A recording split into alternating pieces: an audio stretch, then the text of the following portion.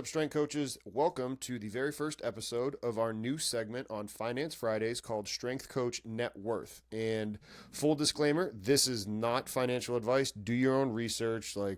We are simply guiding you about talking finance and outside ways of earning income, because all strength and conditioning coaches, we like to learn about finance. We like to, it's what people are starting to do nowadays. All right. So again, not financial advice, do your own research. But what we're going to do is we're going to bring different strength coaches on, and we're going to talk about some of the practical advice that they've learned over the years, whether it's a book or things that they've done to help other strength and conditioning coaches investigate it on their own. The first person we had on, right, we got Amit Vohra right here, and Amit and I worked together for a while, shared an office, and Amit is on because he is fantastic at, and whether you admit it or not, I think you're fantastic at understanding contracts and options, and I have no idea about any of this, so I brought him on for you guys to learn about that. But also, Amit did do some actual real estate stuff too. So if he wants to talk about that, he can talk about that. But Amit, I really appreciate you coming on, and I look forward to learning from you, brother.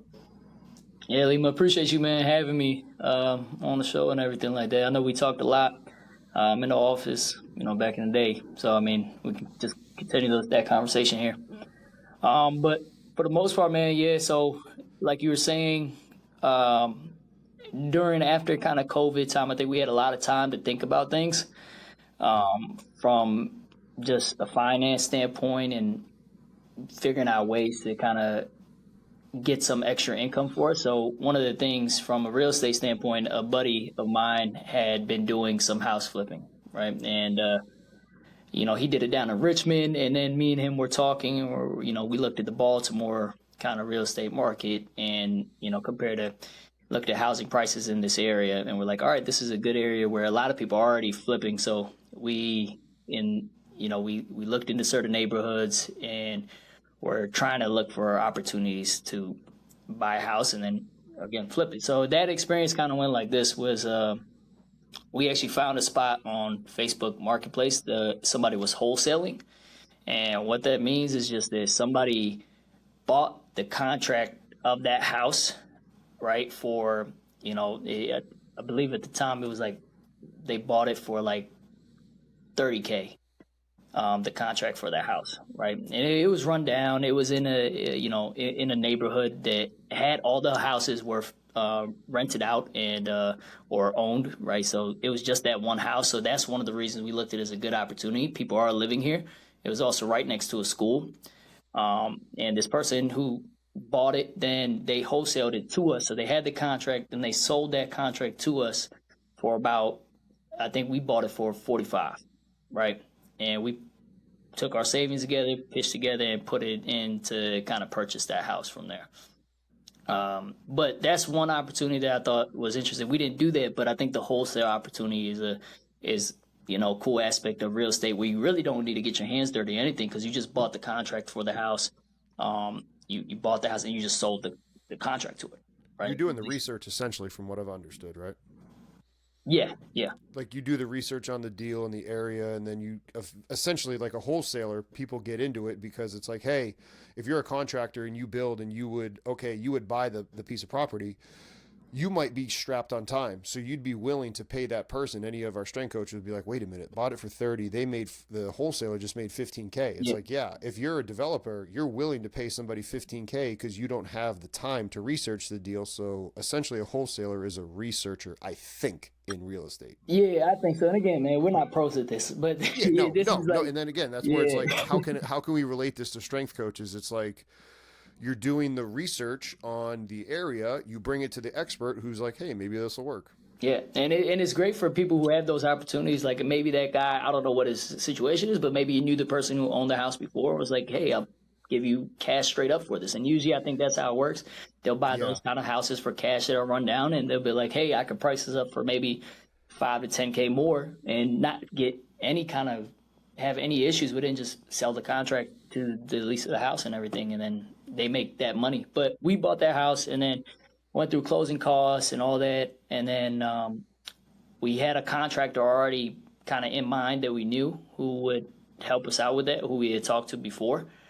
So we bought the house, then we went through with the contractor, looked through the house, see how much work it would need and how much work we wanted to put into it, and kind of priced that up from looking at the flooring to replacing the appliances in the house, the stove, the refrigerator, um, microwave, lights, paint. Then we looked downstairs and try to figure out, all right, the downstairs was unfinished, so we're like, all right, can we finish the downstairs area, right? And made sure, kind of looked into, all right, is the water heater good? Is AC and HVAC good, right? And is it running functionally, right? Is it enough to where we don't need to fix that? And that's a risk you kind of take sometimes, when you go into buying a house, because a lot of times, like when we were buying it, it was kind of like, hey, you buy it as is, right? With the wholesale, right? You don't buy it with like, hey, no, I want to do, get the house inspected. So you buy it as is and you fix what you have to fix from there.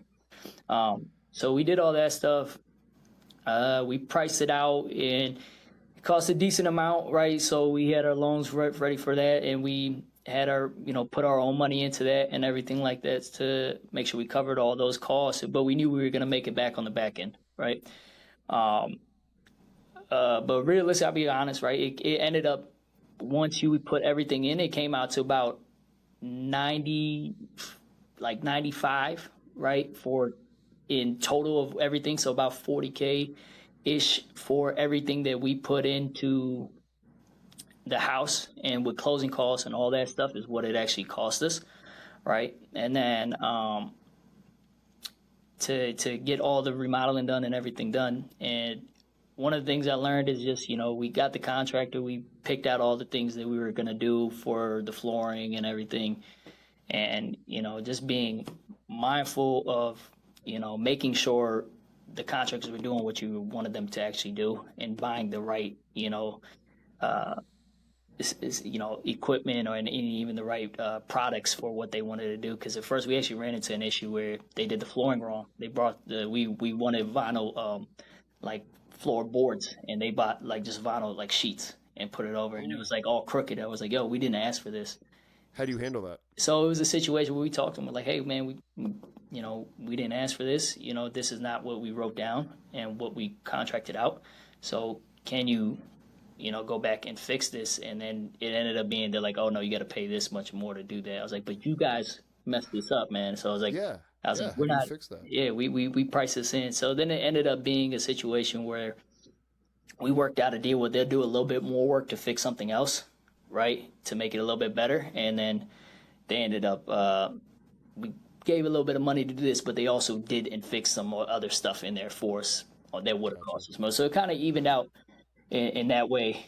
And then after that, once everything was finished up, the appliances, we started looking for used appliances in Baltimore, went to the store, looked at a couple of different appliances, worked the deal out with them and talked to them. Hey, we'll buy this, we'll buy that. A lot of times it's, my big go-to is like, hey man, we're doing this a lot, right? So we're going to buy from you guys a lot. But I'm not doing this a lot. I just say that, right? This is something we do all the time. So we're going to buy from you guys a lot. And they sometimes cut us a deal, right? And be like, all right, yeah, we'll bring the price down. Because a lot of it ends up being negotiating when you buy from these, used places and everything. Because there's no actual value price. This is only what the company who owns it wants to put it out for.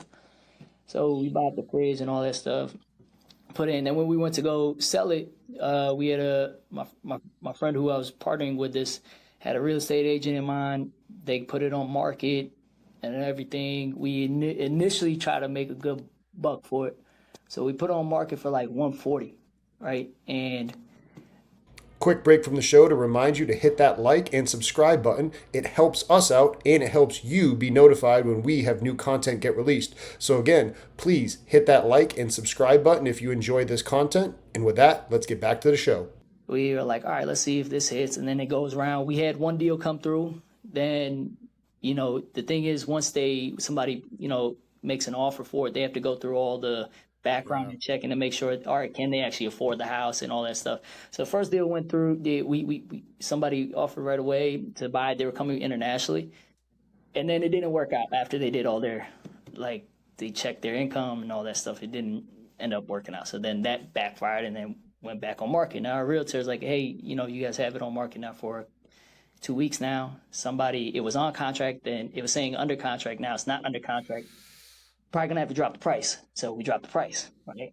Now it's down to, I don't know what it was. I think it was like 130, whatever it was, and then did it again, right? Somebody came through, said they were offered. Same thing happened again, right? It didn't work out. Yeah. So then we dropped the price a little bit more, not as much, and then finally somebody was like, "Hey, we'll buy the house. We'll do this, we'll do that," and we're like, "All right, cool." And then they started kind of nickeling and diming us. They were pros at this. They buy houses like this and run it out. The company we were buying it from, so they knew what they were doing. They found and they were playing us and trying to, and they hustled us a little bit. I ain't gonna lie. They were like, they tried to figure out, all right, like, oh no, we don't want this thing. We can do this anytime. They were like, all right, we're back out. You good? You have it. If you don't do this for us, we'll back out. And we're like, man, like, and it's not, now it's like 3 months into it. It's like 3 months into it. So I'm like, I don't want to keep holding this house, because every week a realtor's like, hey, over time you're gonna have to keep just dropping the price of the house. Maybe we take this deal. It's not where we originally wanted to, but you're 100% gonna make profit, right? So all right, cool. So we do that, and then we, end up selling the house. We make a pretty decent profit off of it still, right? We, pay back everything that we needed to, and we still have a good profit. And that was the kind of story that I had from my first real estate. And I would do it again. It did take, the one thing I say, it did take, luckily it was only 10 minutes away from work and where I live. So it was easy for me to go, all right, I got to lift at 10 a.m. At 7:30, I'm going to go check on the contractors. I know their work and start to work at 8, right? See how everything's going over there, right? And then on days where I finish up with work early, all right, I'm going to go swing by real quick, just check on it. They might be working at 5:30 and just see how it's going. All right, cool, everything's good. And we would, check in every so often just to make sure everything's going smoothly and all that stuff like that. But overall, I would do it again. I just think it is the one thing I say, and I got this from the Rich Dad Poor Dad book, is that you make your money when you buy the property, right? In a weird way, because it's you got to buy it at the right price. The only reason we made money is because we got it at such a decent deal, right? Because we used a wholesaler. We used a wholesale. We found somebody on Facebook Marketplace who was putting it up there, wholesaling it, and we knew that the rest of the neighborhood was also selling or had recently sold for about 120-ish, right? So it was actually in the range that we ended up selling around that range, and we knew, okay, so it does sell in that neighborhood. People are living in that neighborhood, and we drove. I mean, there was plenty of times I drove around the neighborhood and checked it out, and everything like that, just to see how it was like. But I knew people were living there, right? And it wasn't just an abandoned building. It was just one house that was kind of broken down and abandoned. But so for you, would you do this if you didn't have the ability to drive and check on it? Like if our listeners are saying, hey, I've got a friend, I have a cousin who lives in the other side of the country, would you feel as comfortable? Would you recommend it? Again, this is not financial advice. This is two people talking, but because you've done it before, would you not? I think if you got to trust the other person, and if you're just giving them their money, hey, invest my money into this, and that they do this for a living, right? Cool, right? That they do this, and they're saying, hey, yeah, if you invest this, I'll be able to return you something, right? And it's just whatever deal you work out with. If they guarantee you some kind of return, cool. If it's your cousin and he does this for a living, they're like, hey, man, if you want to get in on this, yeah, I'll take. If you want to put in some money for this, I'll give you some kind of return out of it. Now you're not there, so Correct. You don't know what everything's going on. You got to have a little bit more faith. I think that's an easier way if you're just trying to invest your money, right? And somebody who really does it for a living and has proven background of success with it. Maybe it's worth it, but it just depends on each situation. So can people start asking you to do it because you've got proven success? I have one success, and I owe that more to my friend more than anything because he had done it before. He was kind of showing me the ropes with everything, and he lived down in Virginia. I'm up in Baltimore, so it was kind of a relationship where hey, we found a good property in the middle. He knew I wanted to do it. He was like, hey, we found the property, let's do it. I can check in on it a lot more if you show me the ropes on everything. And that was kind of the deal we worked out with it. And so, yeah, that's kind of the real estate journey I had. Now, with the other thing that I look into is a little bit more in the stock market.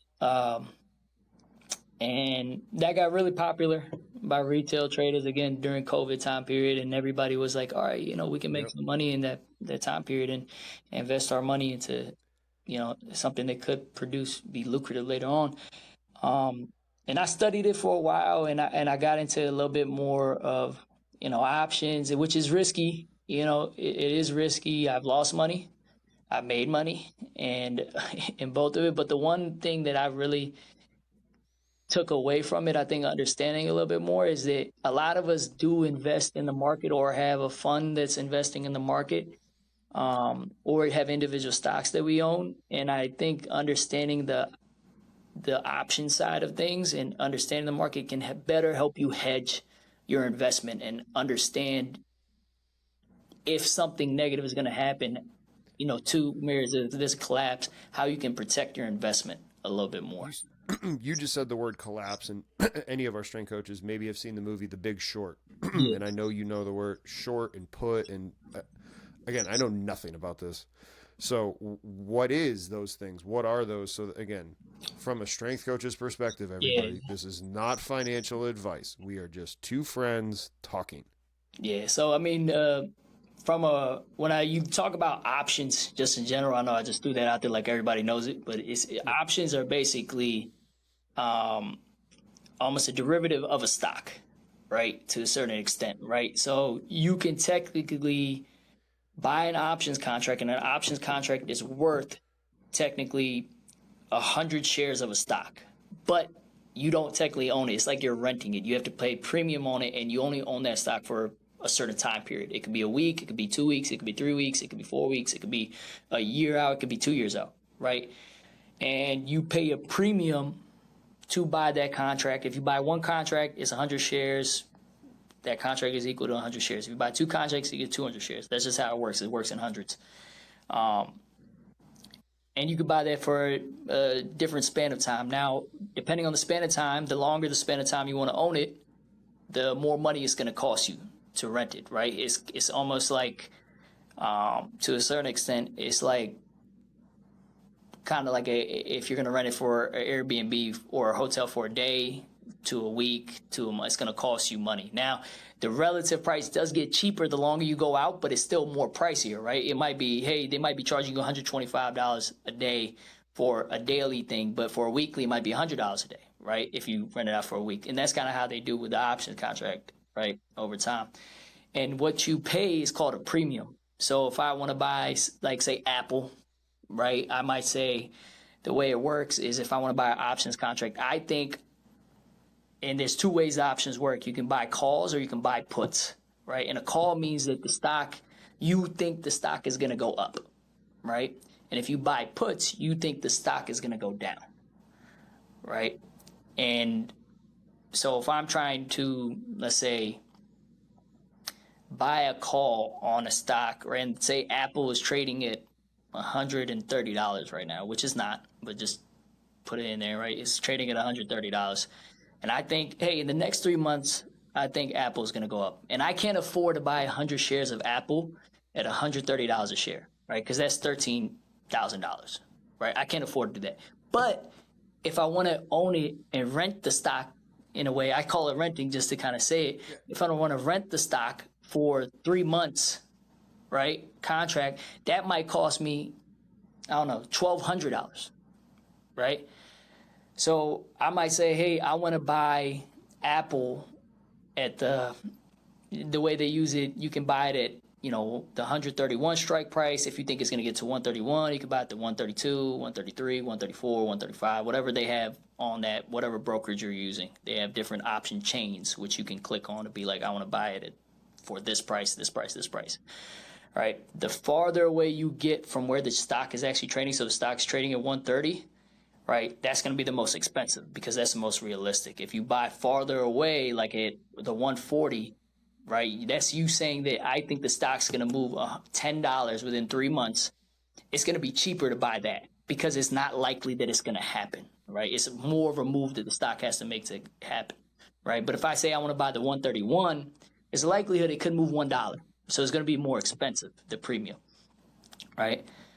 So basically, if I think the stock's going to go up, I'm thinking, all right, in 3 months, the stock I think is going to hit 137 or 138 is what I'm thinking. It's going to go up. But I don't know if the new iPhone came out, the new something came out. I think it's going to go up. So I buy maybe the 131, right, for 3 months strike price. And that means that, I own that, I rent that stock for the 3-month period. And if it goes, let's say in 2 weeks, it goes up to 137, right? Now I own that stock for 3 months, right? And I'm saying that contract that I'm buying, that 131, is basically saying that if the contract at the end of the 3 months, the stock is at 137 or 140 or whatever it is, right? And it goes up, and I have that 131 contract, I have the option to buy the stocks at 131 if I wanted to, even though the stock is trading at 137, 140 or whatever it is, right? I can now still buy it at 131. And right when I buy it, I'm already in profit, right? Is the kind of general consensus of how options work, right? You have the option. So somebody would be like, hey, this worked out. I thought it'd go up. It went up more than it did. Yeah. I'm going to buy it. It does cost me the $13,000 or the imaginary number, but realistically, it's actually worth. Taking a quick break from the show to talk to you guys about our sponsor, TeamBuildr. If you have any online training platform needs, TeamBuildr is the go-to place. TeamBuildr has the ability to integrate with velocity-based training tools. They have the ability to program and have notes and videos for all of your athletes and your clients. This is your number one stop shop. Been using it since 2019 when I was working at Towson. So I've used it, love it. Make sure you check it out. Go ahead, click the link down in the description. And with that, let's get back to the show. $20,000, so I'm gonna find a way to buy it for 13 and then sell it immediately to what the actual market price is, and now I've just made money. Exactly, right? And the other way that it works is that you don't have to wait for that 3 months to end, though, right? Oh, really? So, like, let's say it's within that 3 months, within the first 2 weeks, it gets to 140, right? That option contract I bought at 131 has now increased, because now it's moved in the money is what it says, right? The strike price of where the stock is currently trading is $5 or $6 above from where I bought it from. So now that contract that I have is now worth more money, right? It's like, for example, if we use real estate, you bought a house. You bought that same house for the same price. You bought that same house. Like, let's say I bought that house that I was talking about, and all of a sudden they opened a Whole Foods and a mall right next to it, right? And I bought that house. I didn't sell it, but I have the house. I have the contract. I have the lease and all that stuff, the deed to the house. And all of a sudden, all these things get opened up.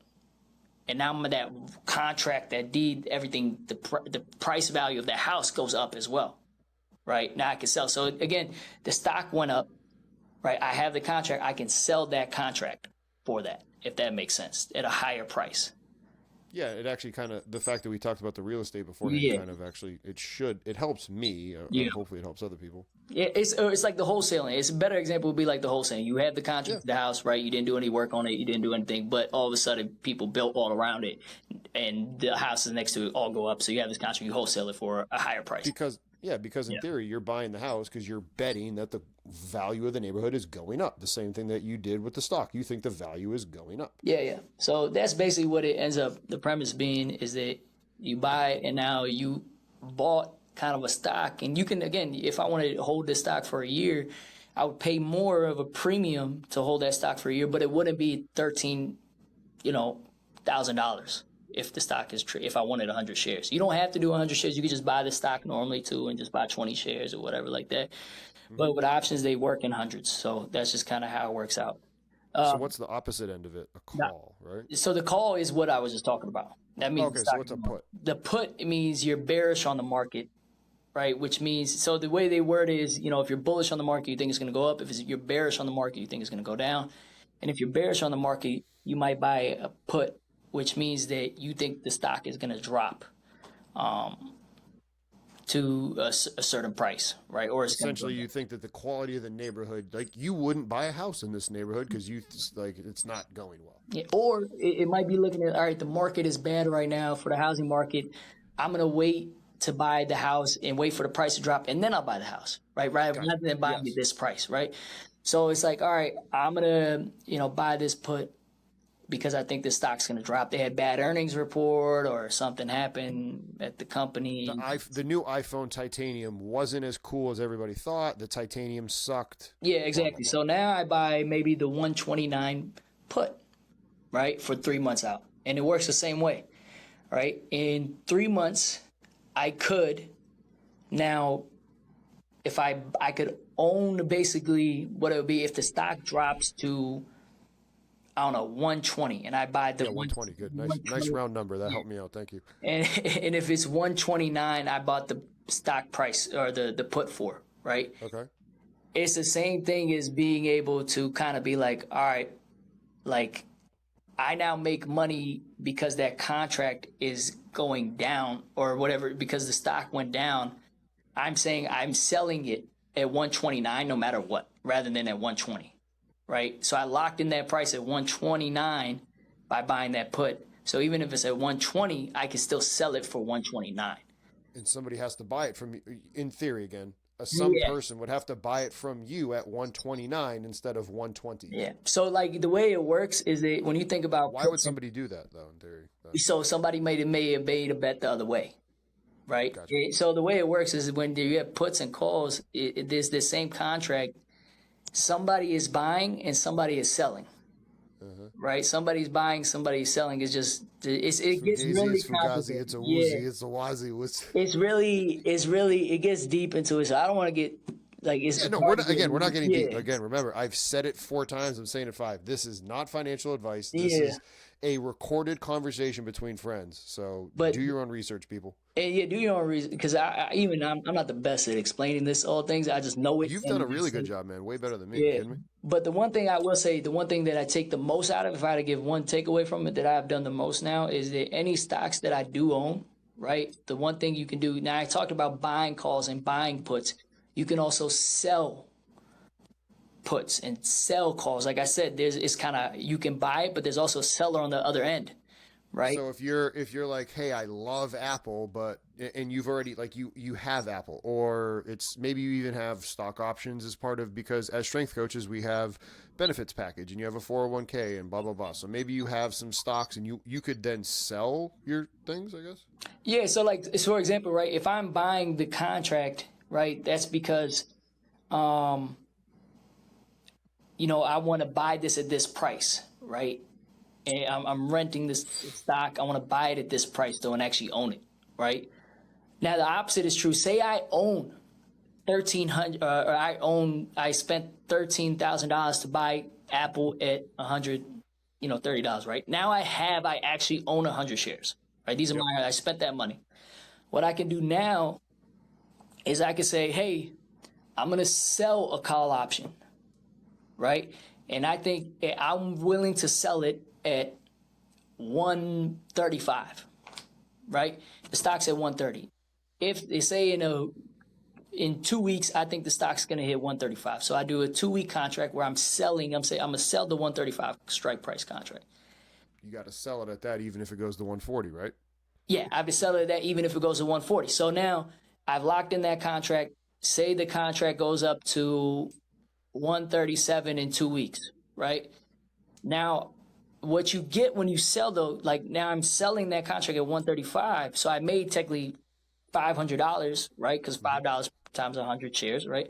Cool. I made $500, but I also make the premium from selling this. So when you sell, you get credited, right? Money. So like when I told you about the premium, that when I'm buying a contract, I pay money to rent that stock, right? I have to pay premium to do this. When you sell, you immediately in your brokerage say that 135, they're like, all right, it's going to cost you, or it's going to credit you, $200 if you are willing to sell this contract in 2 weeks if it hits 135.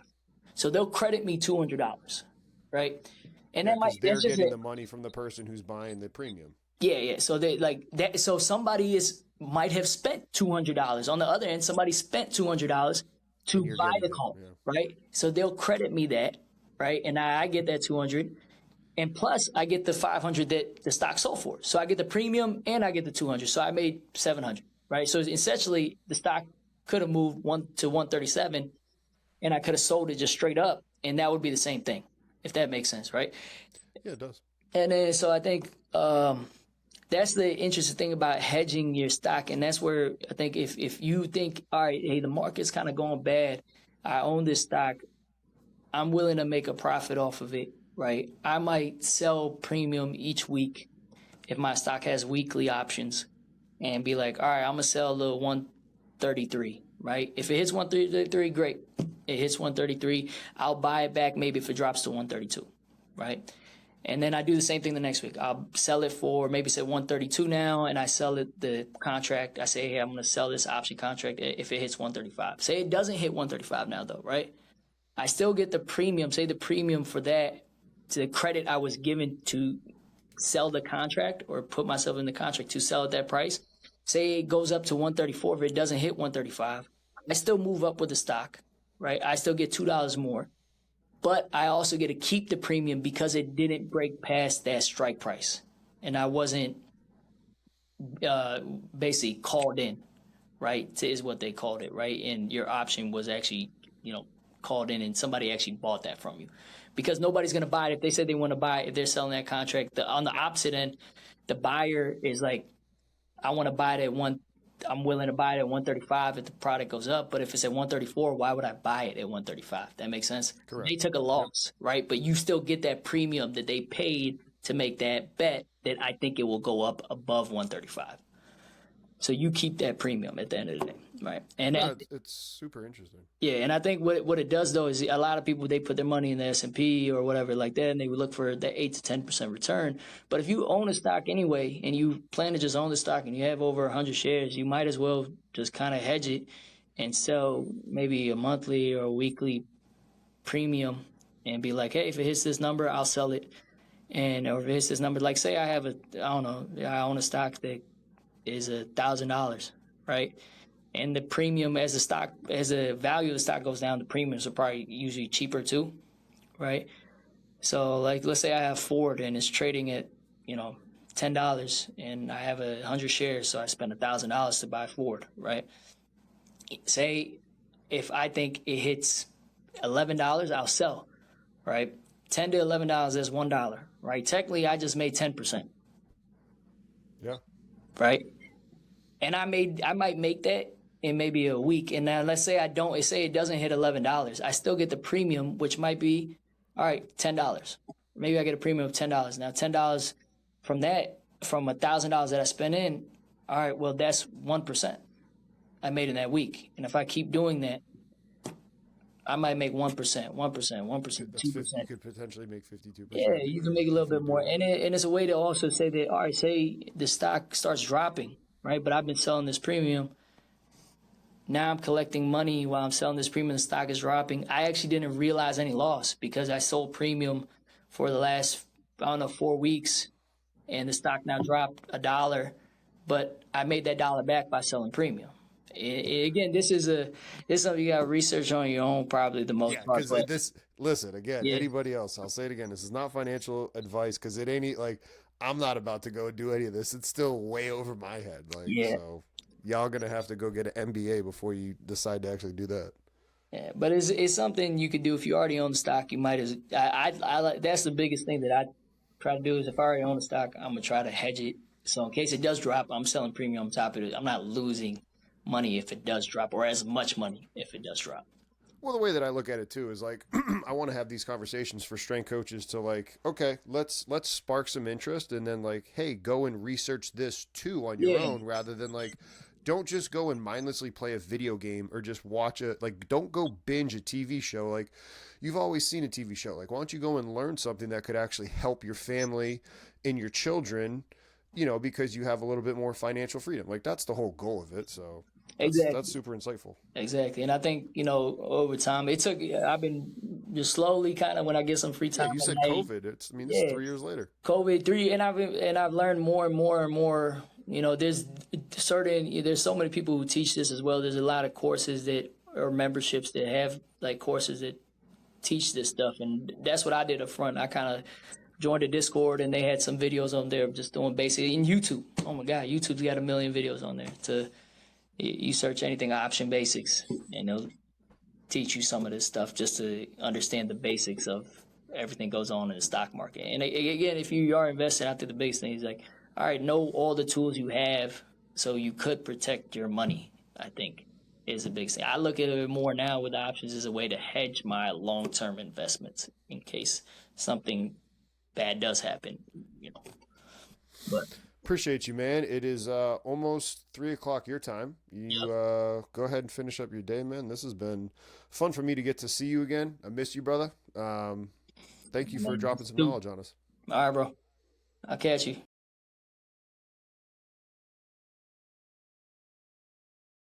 Congratulations on making it to the end of the video. Why don't you celebrate by watching more videos just like it? You can also help us on our quest to placate the algorithm gods by liking, sharing, subscribing, and commenting. Thank you.